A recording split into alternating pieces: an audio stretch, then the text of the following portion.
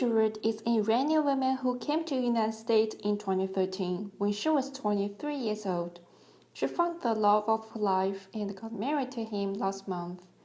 Because of her recent marriage, she is now a United States citizen. But her parents could not come and attend her wedding because President Trump's executive orders. It has made her scared that she may not see her parents again. As a citizen of the United States, she compared the Iranian people's life here to her life in her own country. My name is Fargo. I'm from Iran.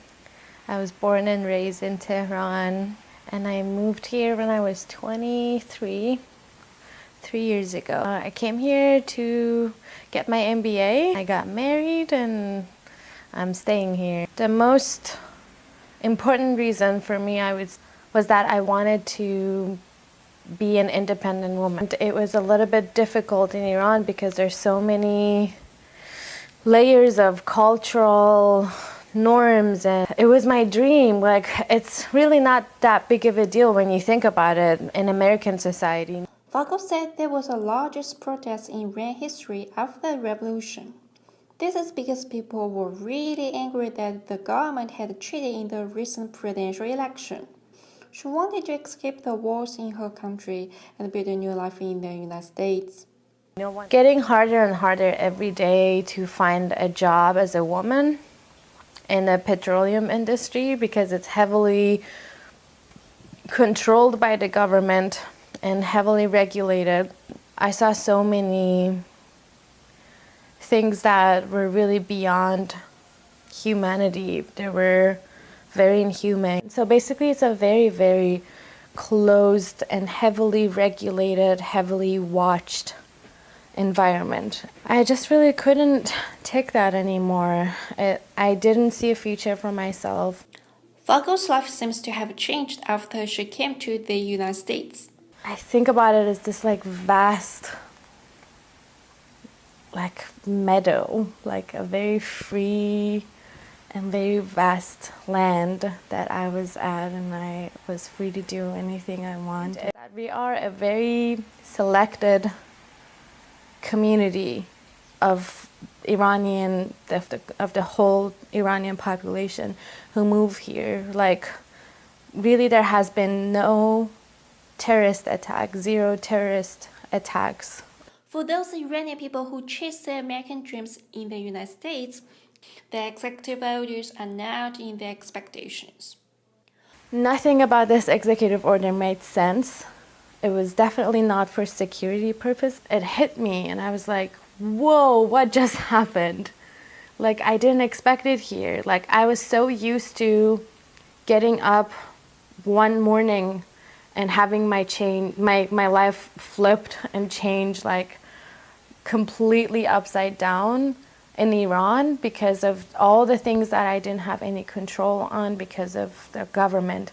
But I just could not believe that that exact same thing could happen to me in America. Many Iranian immigrants could be affected by this executive order. Even if they become U.S. citizens, it still might not be easy to go back to Iran. It just felt so unfair and so like a political theater. God knows, I still don't know the intent behind it, but it was a theater, it was a bad joke that really affected millions of lives.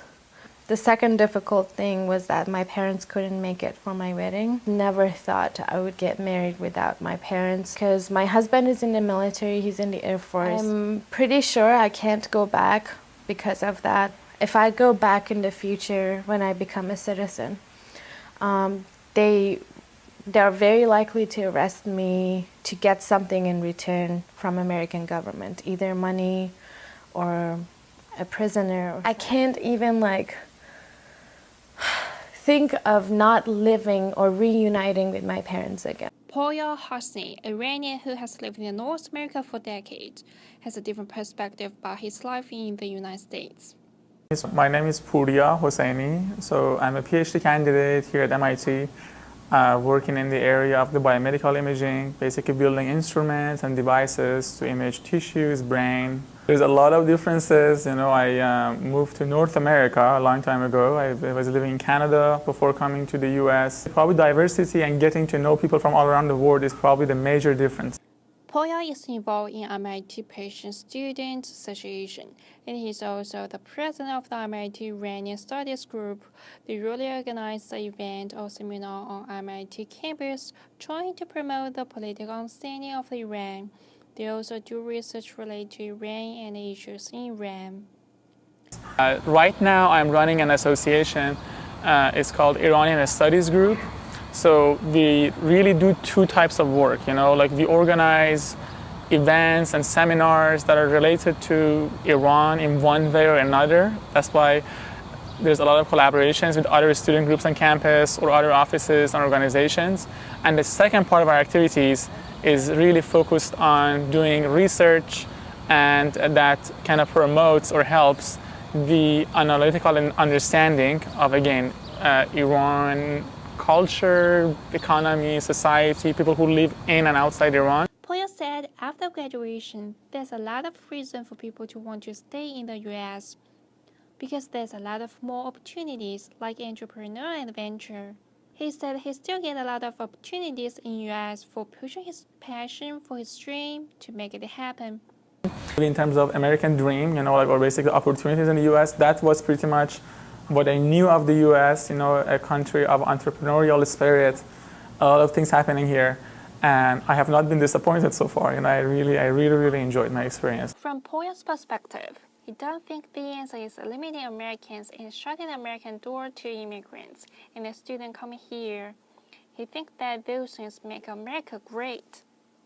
Being an Iranian in America has never been easy, I can tell you that, because there have been a lot of tensions between Iranian and US governments, and the citizens of Iran and US, as a result, have endured a lot of consequences, of that political tension. So it was never easy for, let's say, my parents to visit me in the US before or after President Trump. It was never easy for Iranian students to get a visa to come to study here. They have to wait.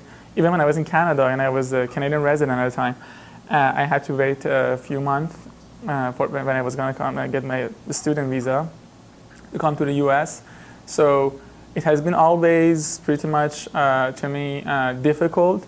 This administration, some of the rhetoric and policies, took it to a different level. And but again, fortunately, it has been that part of policies has been blocked by the courts, which is again part of American political system, right? So it has been always difficult, I would say. And so to me, it has always been like that, and that's the fact of life. We have to live with for the moment. Poora said many students affected by Trump's policy.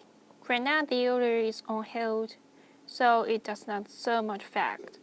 Some people have general concerns about being able to come back, or their parents cannot visit here, or visa issues.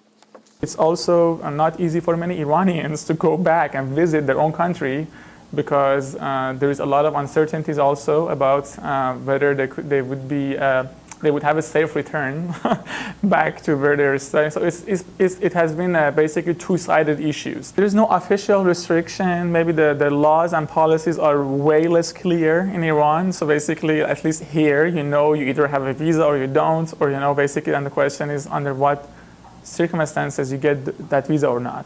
Poora has very positive perspective about his future in the United States. Even though things are changing a little bit, he hopes that in the near future, everything is going to get back on track. I'm a very positive person in general, so I think the best is yet to come. And so I think my life is going to be great and I'm gonna work very hard to make sure it's gonna be great. So if given the opportunity, I would love to stay here.